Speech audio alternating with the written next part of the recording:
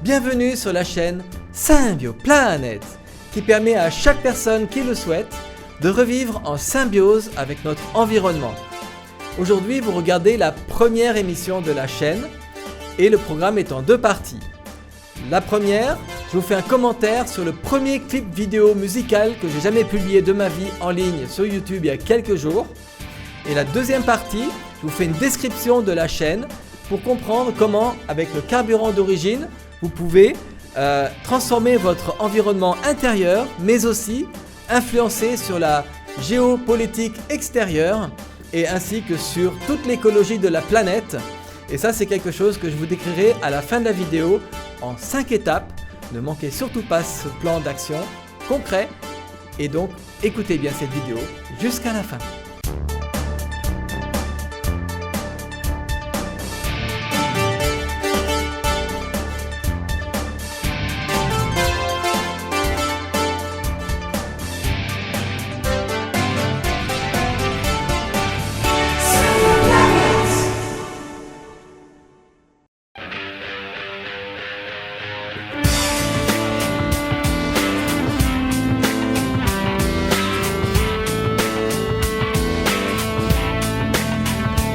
Il est 6h du mat, mon patron me réveille. Alors tout d'abord, je voulais juste vous dire que moi en fait, j'ai rien contre les patrons.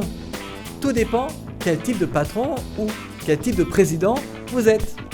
Soit vous œuvrez dans le bien-être, dans le sens du bien-être de votre population, son épanouissement, sa santé, sa richesse, voilà. Et ça, que ce soit pour le fait d'être un président d'un pays ou pour être le dirigeant d'une entreprise, également que cette entreprise produise quelque chose qui puisse également contribuer au bien-être de la population.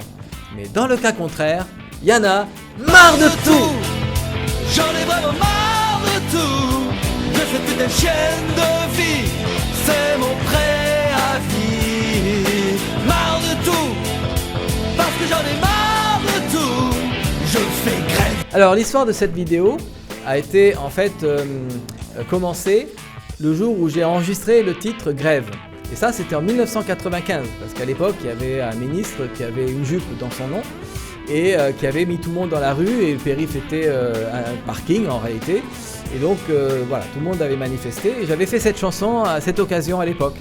Et quand je l'ai enregistré en studio, j'avais fait donc ce CD qui s'appelle Grève, vous voyez, qui a été pressé, qui a été préparé pour être mis en bac. Et en fait, en préalable, on l'a mis en radio pour commencer à avoir les premiers avis des personnes qui ont écouté ça.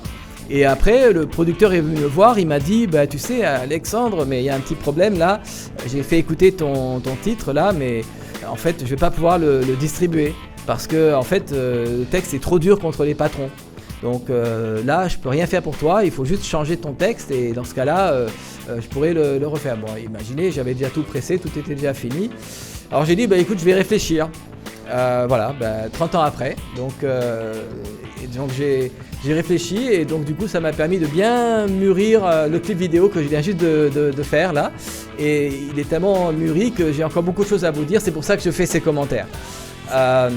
Donc maintenant, j'attends aussi vos commentaires. Dites-moi si vous estimez que j'étais vraiment trop dur dans mon texte contre les patrons. Marre de tout, parce que j'en ai marre de tout, je fais grève, et même si j'en crève, ça fera une trêve à ceux qui me prélèvent.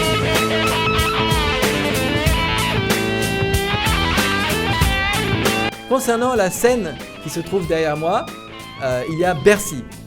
C'est le ministère des Finances pour ceux qui me regardent de l'étranger. Et en fait, j'ai symbolisé, vous voyez, cette pieuvre qui a assiégé ce bâtiment, dont les tentacules prennent toutes les richesses du pays dans les forces vives, dans le travail que les personnes réalisent, donc les impôts, les prélèvements obligatoires, et utilisent cet argent à d'autres fins que l'intérêt de la population.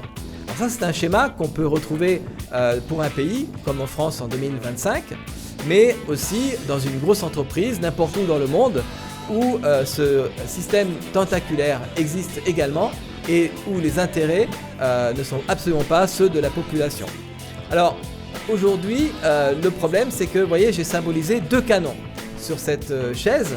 Et donc le premier, en fait, c'est un canon parce qu'on pourrait dire que, bon, au cas où on a envie de faire sauter la personne qui est sur le siège là, eh bien, on risque quand même de recevoir des flashballs et plus si affinité. En plus, bon, en général, la personne qui est sur le siège, qu'on appelle un PDG ou un président, PDG ça veut dire parolier du groupe. Le parolier n'est pas forcément celui qui décide.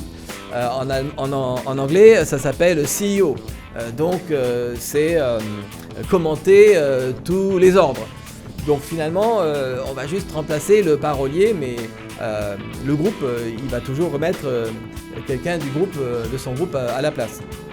Mais bon, quand c'est comme ça, bon, on pourrait se dire, bon, ok, bah, je continue ma vie, je fais mon travail, je fais la politique de l'autruche, tant pis pour les milliards qui sont perdus, mais je fais mon petit train de vie.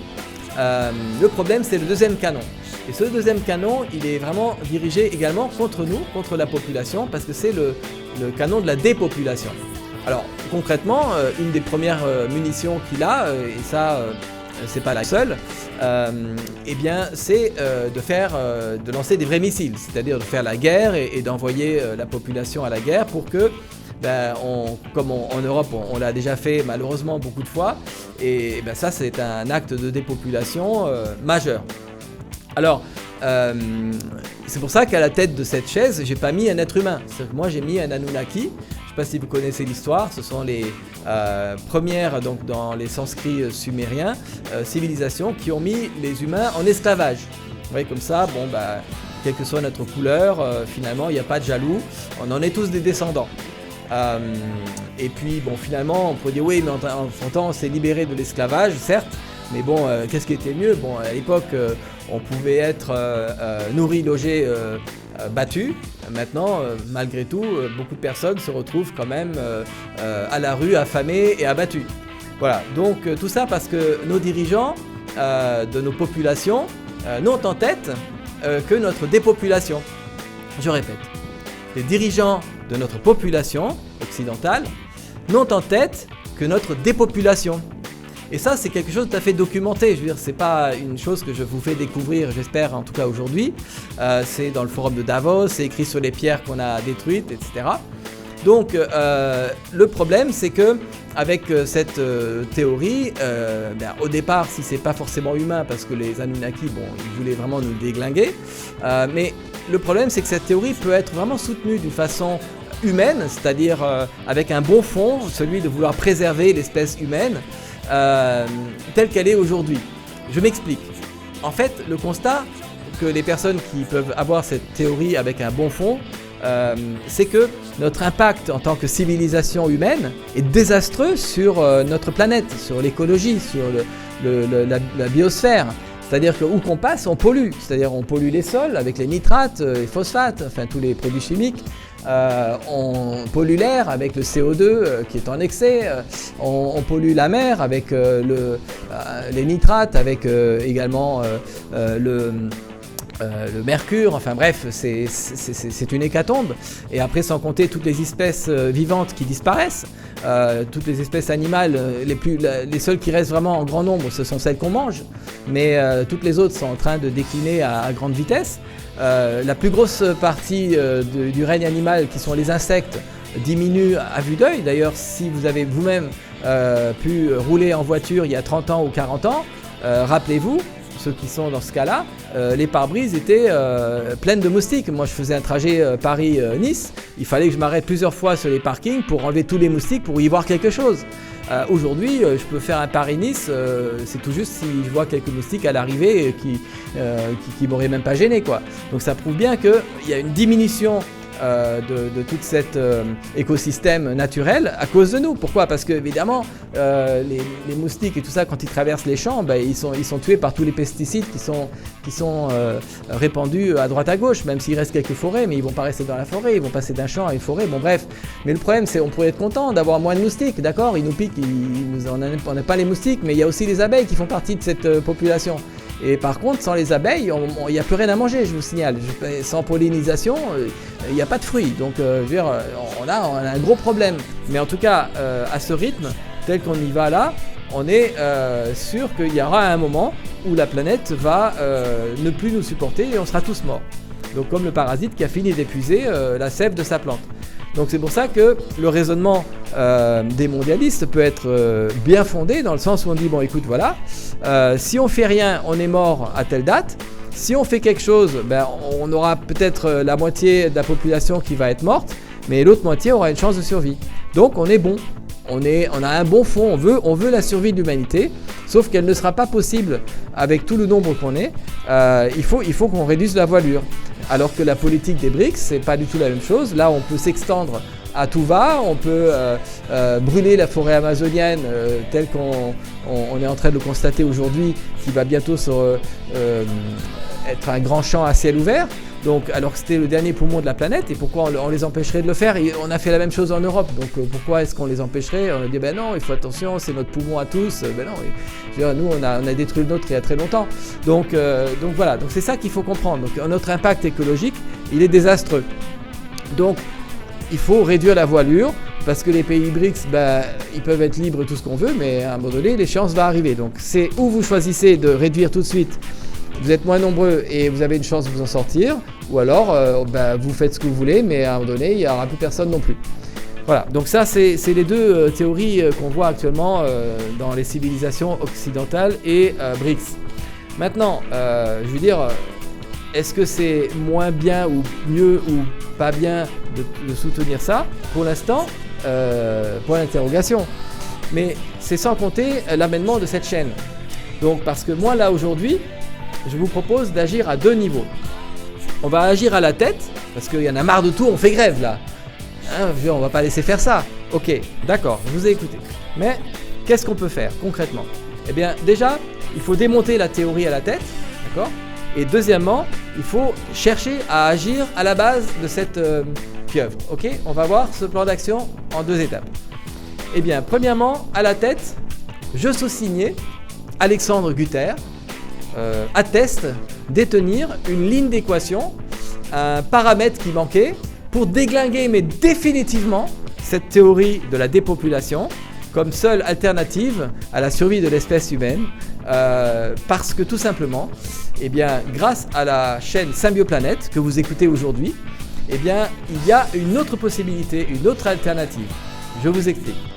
Eh bien, c'est tout simplement qu'on part du principe que l'impact écologique de notre civilisation est désastreux et qu'il faut donc le réduire pour survivre parce que la planète ne peut pas absorber tous ces désordres qu'on est en train de causer.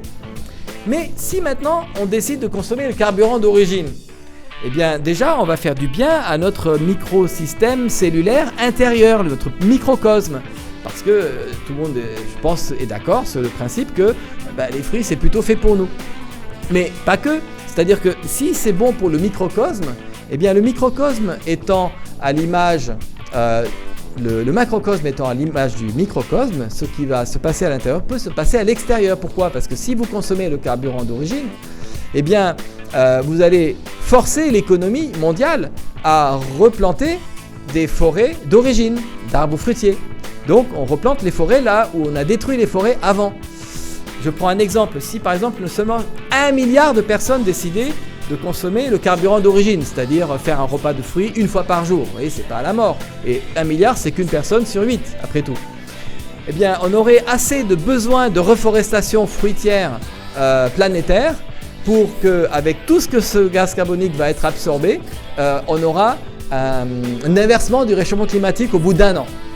Ça c'est documenté, c'est expliqué par A plus B dans mon livre, donc là, de ce côté-là.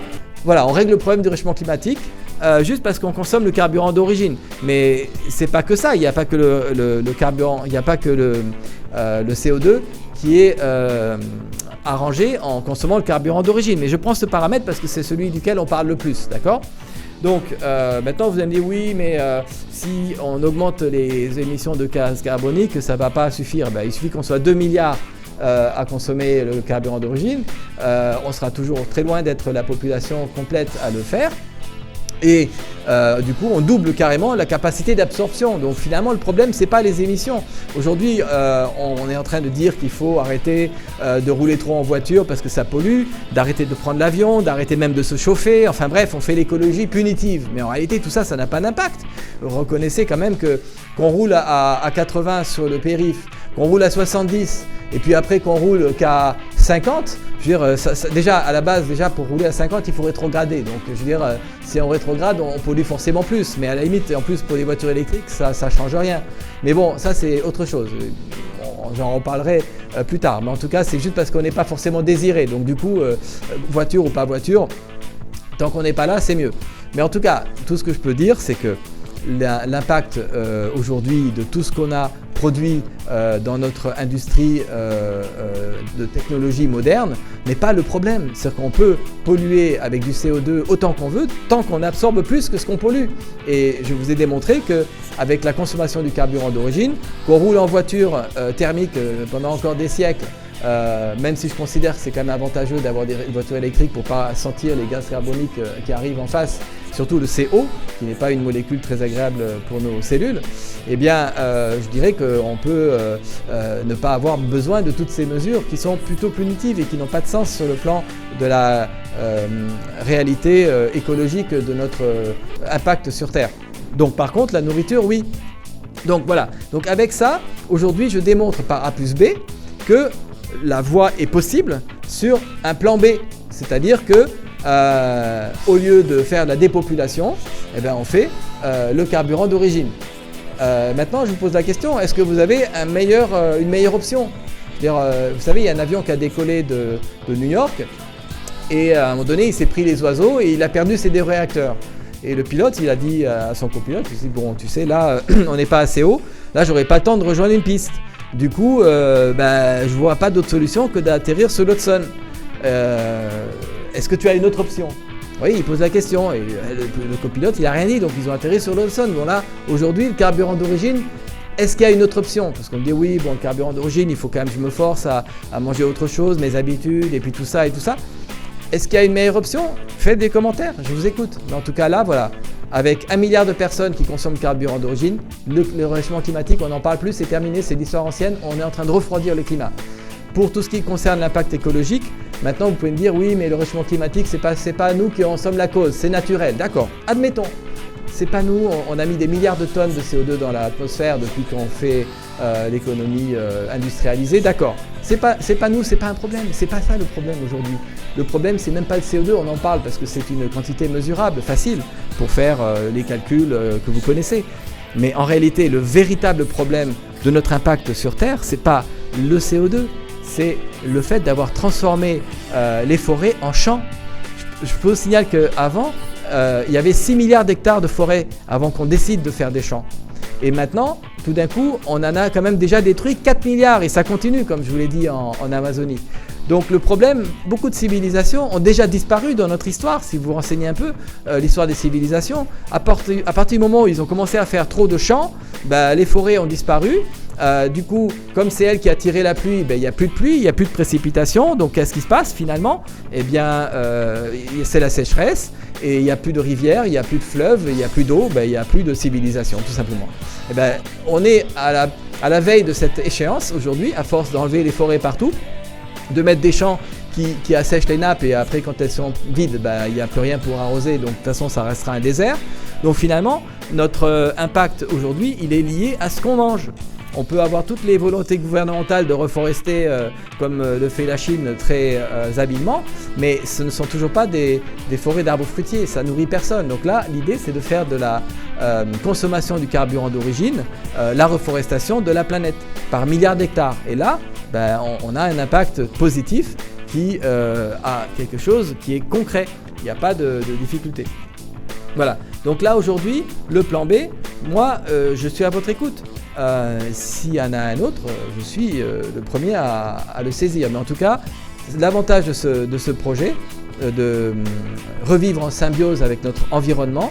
C'est que ça marche pour déglinguer la théorie de la dépopulation au sein de nos têtes occidentales, pour qu'on puisse enfin de nouveau avoir la possibilité de prospérer. Et puis ça permet aussi aux BRICS de pouvoir se développer à tout va, mais cette fois en replantant des forêts au lieu de les supprimer pour mettre des champs à la place, parce que tout le monde consommera le carburant d'origine en priorité. Donc c'est ça qui fait aujourd'hui, on a une solution concrète pour la tête, d'accord? Ça c'est pour la tête pensante. Maintenant, à la base, qu'est-ce qu'on peut faire? Vous avez vu cette pieuvre, elle est en train de se nourrir de notre travail, de notre énergie. Elle fait un peu d'aïkido, vous voyez cette pieuvre. C'est en fait prend notre force pour la rediriger contre nous. Alors qu'est-ce qu'on peut faire face à ça? Eh bien, il faut savoir que le principal PIB planétaire, donc la plupart des tentacules de cette pieuvre sont alimentés par l'alimentation. Et oui, et en fait, c'est l'alimentation qui est la solution. Pourquoi? Parce qu'on dit que manger, c'est voter. Et ben donc ça veut dire qu'au lieu de manger quelque chose qui, vous voyez, au milieu il y a un genre de steak et puis autour il y a 2 morceaux de pain là, comme ça là, ben ça il faut savoir que ça détruit beaucoup de forêts. C'est pour mettre des champs pour faire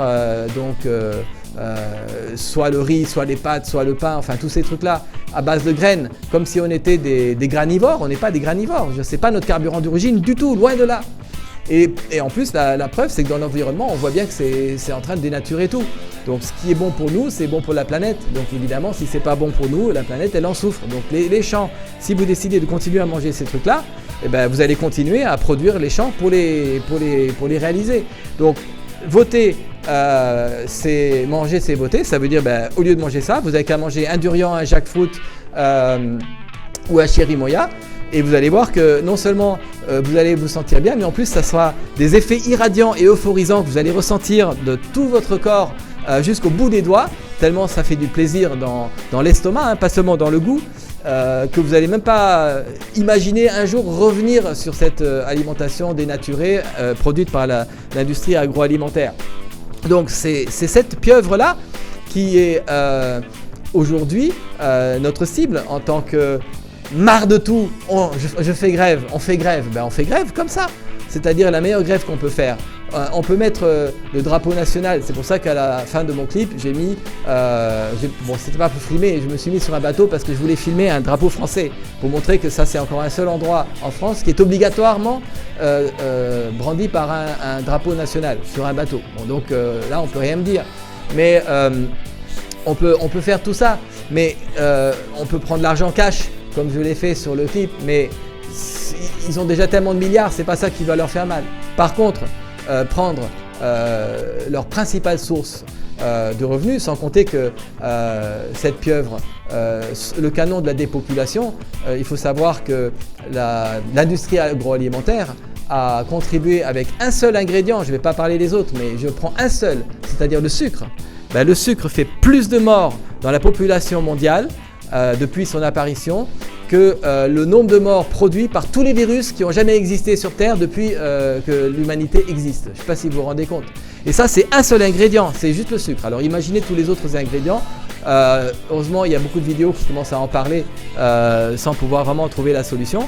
Mais en tout cas, là aujourd'hui, ben, on coupe court, hein, c'est terminé. Là. Aujourd'hui, vous avez le carburant d'origine et en plus, on nourrit avec des bons composants, des bons aliments, notre corps. Voilà, donc ça, c'est ce qu'on peut faire à la base. La meilleure façon de faire grève, c'est ça. Donc maintenant, je vais pouvoir y venir au plan d'action en 5 étapes. D'accord? La deuxième partie de cette vidéo. Qu'est-ce qu'on peut faire maintenant? Ok? D'accord, on est d'accord sur l'idée, ça peut marcher. Maintenant, on va voir comment on peut le mettre en pratique. D'accord? Donc la première étape de ce plan d'action en 5 points que je vous propose de découvrir maintenant, c'est la commande du livre Carburant d'origine. Si vous êtes en France ou si vous êtes dans un pays francophone, vous pouvez l'avoir en physique. Donc, vous le commandez en ligne et il vous sera livré. Maintenant, si vous êtes dans un pays étranger qui n'est pas français, vous pouvez toujours commander le livre mais en version numérique dans la langue de votre choix. D'accord? Donc ça, pour la première étape, vous allez... Alors ça, c'est pas une théorie de nutrition parmi tant d'autres. Ça, c'est un mode d'emploi qui va permettre à chaque personne de découvrir par lui-même ce que je suis en train de raconter. C'est-à-dire qu'en fait, le carburant d'origine, c'est quelque chose à découvrir, c'est pas une théorie. Et vous allez pouvoir utiliser la méthode que je donne pour pouvoir le consommer quotidiennement. Donc c'est quelque chose qui est vraiment basé sur la pratique. Donc c'est pour ça que vous allez pouvoir découvrir tout ce que je raconte grâce à ce livre. Donc c'est la première étape, d'accord ? En fait, une fois qu'on a fait cette découverte, on a envie de la partager. Donc c'est pour ça que le deuxième point que je vous propose de faire pour le plan d'action, c'est de faire connaître cette vidéo. Alors vous pouvez la partager, vous pouvez faire des likes sur YouTube, vous pouvez faire un abonnement parce qu'il y a beaucoup d'autres choses que je vais vous proposer de découvrir dans les autres vidéos. Donc pour être informé en vous abonnant, vous allez le savoir. Et donc ça va permettre de faire connaître cette vidéo et de véhiculer le message que je suis en train de délivrer, qui me semble quand même salvateur par rapport aux problèmes que nous rencontrons à l'intérieur comme à l'extérieur. Donc ça c'est numéro 2.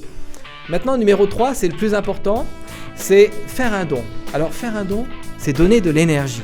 Vous savez, aujourd'hui, on peut voter en Europe contre l'Europe. C'est-à-dire la France a voté contre l'entrée dans l'Union européenne. Mais est-ce qu'on a tenu compte de notre vote ? Non, on est quand même rentré dedans. Donc ça veut dire qu'aujourd'hui, on n'a même pas vraiment été écouté par rapport au vote qu'on a émis. Donc là, aujourd'hui, par contre, si vous donnez de l'énergie concrète, c'est-à-dire de l'argent, à une idée à laquelle vous pensez pouvoir adhérer, qui est intéressante à vos yeux, eh bien, en donnant de l'énergie financière, c'est une façon concrète de voter. Et c'est quelque chose qui ne peut pas être détourné. C'est-à-dire que si vous votez pour ça, je vais faire ça avec. Donc c'est pour ça que j'ai même développé un peu plus la possibilité de faire le don en 3 secteurs. Donc un don pour moi, un don pour Symbioplanète et un don pour Symbiolabio. Une première façon de faire un don dans la chaîne, c'est de me soutenir moi à titre personnel. Comme ça on pourra dire que je mélange ce qui est destiné à la cause et ce qui est pour moi. Donc si vous voulez me donner de l'argent pour le fait que je sois un développeur de contenu, c'est-à-dire les clips vidéo musicaux, les vidéos de la chaîne que je suis en train de faire. Là, vous pouvez faire un don soit sur PayPal, soit sur la crypto. La deuxième façon de donner, c'est de donner à la chaîne Symbioplanète. Donc pour Symbioplanète, là, vous pouvez... en fait, qu'est-ce que va faire Symbioplanète avec cet argent ? Donc la première vocation de Symbioplanète, c'est de planter des champs sur des terres agricoles ou des terres tout court. Partout on peut remettre des forêts, c'est Symbioplanète qui a vocation à les acheter pour pouvoir mettre des symbioproducteurs dessus. Donc pour ça, il faut de l'argent. Il faut de l'argent pour acheter les terres et le symbioproducteur, il aura vocation à devenir propriétaire de ces terres qu'il va exploiter, qui lui rapportent déjà 2000 € par mois par tranche de 2000, 3000 ou 4000 mètres carrés suivant ses besoins. Et à ce moment-là, eh bien, Symbioplanète va contribuer à la reforestation des champs qui aujourd'hui sont le problème écologique numéro 1. Donc la reforestation, vous la soutenez avec Symbioplanète, mais pas que. Vous soutenez également le travail de développement du site internet. Parce que le site internet, c'est quoi ? C'est que vous pouvez, grâce à symbioplanète.com ou bio.gp, géolocaliser autour de vous où se trouve le carburant d'origine. Bon, par exemple, vous tapez mangue et puis vous regardez autour de vous qui est-ce qui a des mangues. Alors si c'est en local, c'est que vous êtes dans un pays tropical. Sinon, ce sera forcément dans un pays tropical que vous allez trouver. Dans ce cas, il faudra les faire livrer à domicile par un moyen de transport. Mais en tout cas, tout est possible, en local comme en international. Avec Symbioplanète, vous allez pouvoir commander le carburant d'origine où qu'il se trouve. Et l'avantage énorme, c'est que vous allez pouvoir payer directement la commande auprès du symbioproducteur. Et donc du coup, il n'y a pas de perte. C'est-à-dire que vous avez une opportunité de créer des emplois dans le monde entier en soutenant les symbioproducteurs où qu'ils se trouvent. Et vous allez pouvoir être sûr que cet argent va être destiné à cette commande et à recevoir en contrepartie les aliments que vous avez commandés après les avoir sélectionnés. Donc voilà, donc ça c'est l'objectif de Symbioplanète. Maintenant, une troisième possibilité de faire un don, c'est la société Symbiolabio. Je ne pourrais pas développer dans cette chaîne tout ce que va faire et tout ce que fait déjà Symbiolabio, mais il y a un appareil qui est en train d'être mis au point. C'est un appareil qui permet de connaître à l'avance, un appareil portatif, le taux de produits chimiques qui sont sur un fruit avant de l'acheter. Comme ça, vous pouvez dire, ben non, ça c'est trop traité, j'achète pas, là c'est acceptable, je peux acheter.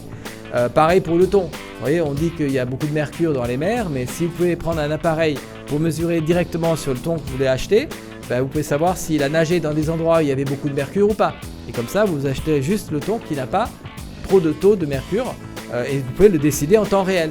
Donc c'est un appareil hyper utile en autant, malheureusement en tout cas, eh bien, vous allez pouvoir éviter d'être impacté par tous ces polluants en les éliminant de votre choix alimentaire à la base.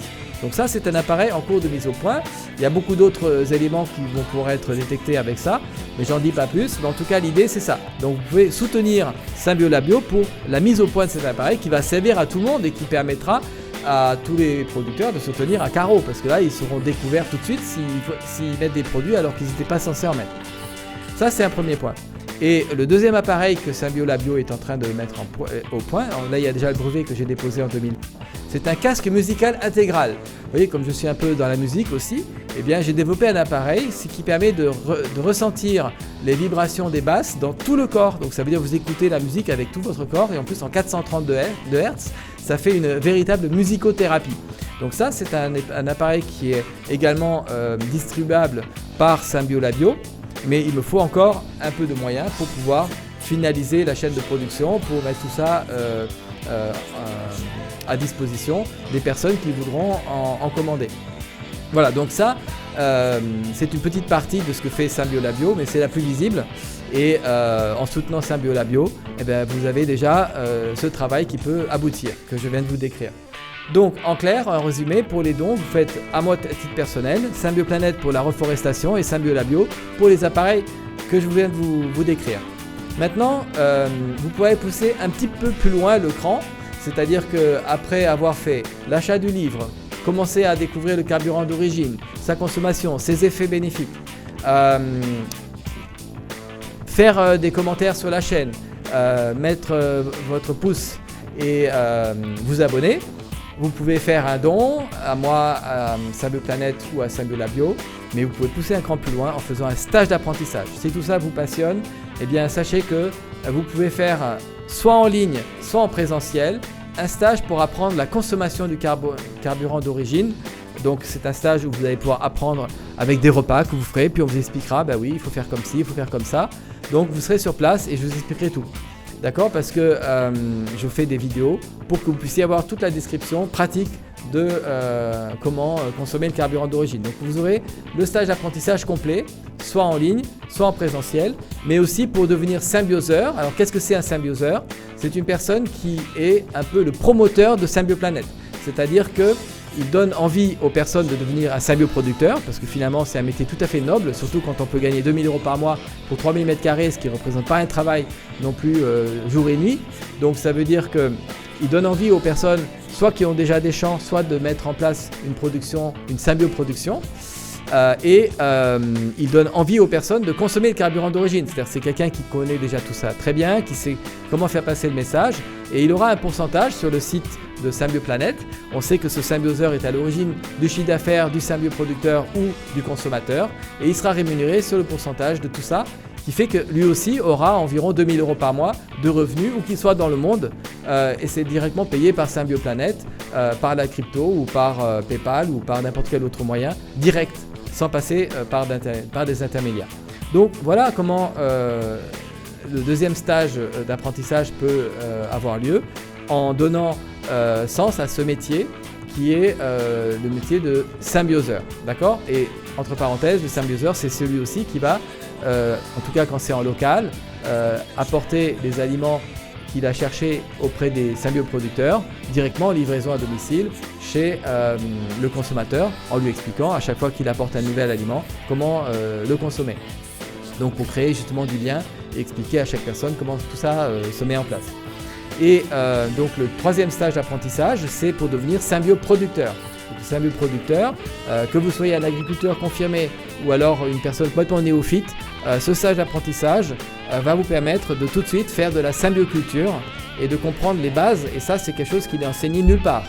la symbioculture, c'est ce qui permet de recréer l'environnement originel avec les aliments de notre carburant d'origine. Donc il fallait déjà le connaître avant de savoir comment replanter cet écosystème d'origine qui produit le carburant d'origine. Donc tout ça, ce sera expliqué dans ce stage-là du symbioproducteur. Voilà, donc stage d'apprentissage, donc soit vous le faites en ligne, ou alors vous pouvez le faire en présentiel. Alors là, comme moi je suis en Guadeloupe, si vous avez la possibilité de faire des vacances là-bas, mais alors franchement, vous allez découvrir une île magnifique avec des plages de rêve. Je vais vous proposer également des logements style villa, vue mer ou des appartements face à la plage et à la mer, où il y aura les armoires qui seront remplies à ras-bord avec le carburant d'origine et les frigidaires aussi. Donc comme ça, vous aurez tout le mode d'emploi sur les écrans pour savoir comment le consommer. Et vous allez pouvoir assister au stage que j'animerai sur place d'apprentissage dans tous les domaines que vous aurez besoin d'approfondir. Voilà, donc ça, c'est l'étape numéro 4 du plan d'action que je vous propose. Et la dernière étape, c'est la plus importante et c'est l'étape qui fait qu'en réalité, vous allez pouvoir prendre la décision de faire tout ce que je viens de vous dire. Et cette décision, vous êtes le seul à pouvoir la prendre. Regardez, on a parlé des présidents, on a parlé des patrons, mais en réalité, vous avez des milliards de cellules dans votre corps qui domestiquent des milliards de bactéries d'une façon très organisée. Elles sont très intelligentes. Il y a des organismes unicellulaires qui se comportent comme n'importe quel autre animal et qui ont une réflexion, qui comprennent les choses très très bien et tout. Donc vos cellules sont une organisation de milliards d'individus intelligents et vous en êtes à la tête. Donc vous êtes leur président. Donc, quelle décision allez-vous prendre pour votre population intérieure? Est-ce que vous allez être le président qui œuvre dans l'intérêt de votre population pour que le bien-être de votre population soit assuré? Ou est-ce que vous êtes le président qui utilise son corps dans d'autres intérêts que celui qu'il était destiné à défendre, c'est-à-dire vos intérêts personnels qui détruisent finalement votre corps? Donc je pense que vous voyez ce que je veux dire. Donc c'est une décision qui vous revient. Et là, avec Symbioplanète, vous avez les outils et avec le carburant d'origine, vous avez tous les outils, tout le carburant pour pouvoir réaliser tout ce que vous allez recevoir en retour de cette décision. Mais cette décision, c'est que vous qui pouvez la prendre. On peut aussi décider, comme Elon Musk, d'aller coloniser d'autres planètes. On se dit, bon ben ok, celle-là est foutue, bon, on en prend une autre. Bon, je suis pas sûr que Mars soit la meilleure option, au demeurant, mais admettons qu'on ait un jour des moyens d'aller plus loin. Mais alors, franchement, vous pensez quoi? Les extraterrestres, ils vont penser quoi de nous? Ils vont nous voir en train de détruire cette planète-là, et après ils nous voient sauter pour aller sauter sur une autre planète et faire la même chose, la détruire encore, et de sauter comme ça, comme des parasites. Mais vous pensez qu'ils vont nous laisser faire? Et d'ailleurs, vous pensez que s'il y avait une planète de disponible, elle ne serait pas déjà occupée? Donc à mon avis, il vaut mieux déjà chercher à sauver la planète sur laquelle on est, de montrer qu'on est une population, une civilisation responsable, hein, et de montrer à ceux qui nous regardent qu'on est capable de vivre en symbiose avec notre environnement, au lieu de continuer à être des prédateurs, des parasites. Et je pense que si vous voulez qu'on ait l'estime des personnes qui nous regardent, eh bien, si on revient en symbiose avec notre environnement, ils vont dire coup de chapeau. Là, franchement, là, il n'y a pas de problème, on va venir vous voir d'ailleurs. Donc c'est pour ça que c'est une décision qui a beaucoup de conséquences. Sur toutes les milliards de populations de vos cellules. Xi Jinping, il y a un milliard de populations humaines sous sa responsabilité, mais vous en avez aussi des milliards. Et ce sont des populations intelligentes. Donc elles savent ce que vous faites. Vos décisions sont très importantes. Donc voilà, prenez cette décision. Et autre chose, aujourd'hui, la tête pensante, ils vont me dire un truc. Ils vont me dire, écoute Alexandre, bon, ton idée elle est bonne. Mais il n'y a personne qui va faire ça. Tu te rends compte, bouffer des fruits et tout ça, il n'y a personne qui va te suivre. Donc ton idée, on ne la prend pas. On continue la dépopulation. Alors, vous voulez que mon idée soit prise au sérieux? Eh bien, il faut qu'on soit 100 000. Il faut qu'on soit 1 million. Il faut qu'on soit 1 milliard. Je fais cette vidéo dans toutes les langues. Dans toutes les zones de la planète, je voudrais que les personnes découvrent ce message. Et si on est 1 milliard, il n'y a plus personne qui pourra dire que cette idée ne va pas être suivie. Maintenant, si vous voulez qu'on soit nombreux à faire ça et que vous trouvez que c'est une bonne idée, c'est votre choix. Dépopulation ou Symbioplanète. Je vous donne rendez-vous à une prochaine vidéo. J'ai encore beaucoup de choses à vous dire, beaucoup de choses à vous faire découvrir.